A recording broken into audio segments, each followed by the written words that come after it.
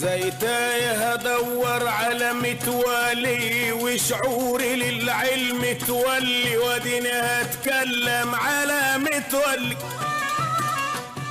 في موضوع شهير حضرتك عملته اللي هو موضوع شفيقة ومتولي، اتكلمنا عن التجربة دي. وقت التجربة ده أنا كنت برسم الأدب المصري، أي حاجة بقراها الأدب بيطرحها بتبقى مثير تشكيلي، بحولها لصياغة تشكيلية من حيث العناصر والقيم الفنية، يعني من آليات الذهنية بتاعة الفنان اللي هو أحيانا يعيد تركيب حاجات موجودة في الحياة. شفيقة متولي أنا كنت عند صديقي سامي أدهم أخويا الكبير، وبعدين سمعني حفني المطرب اللي هو من الصعيد، سمعني الرواية بتاعة شفيقة متولي، دي قصة حقيقية يعني، وقال لي بقى ركز معاها كويس، وقعد بقى يشرح لي وكذا وكذا وعيشني في الموضوع قوي.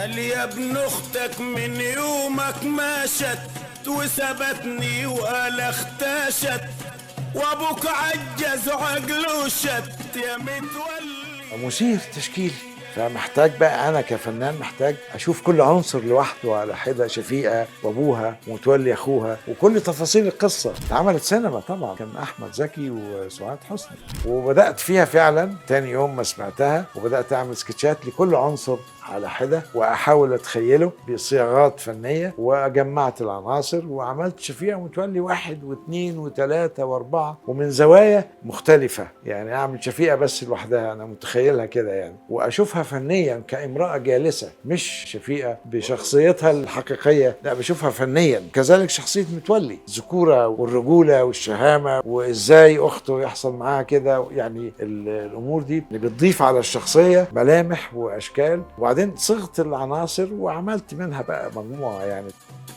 قلبي لو كان عليلة من زورها وجا سريع تالف منظرها وعزلك جتا من زورها يا اخي متولي.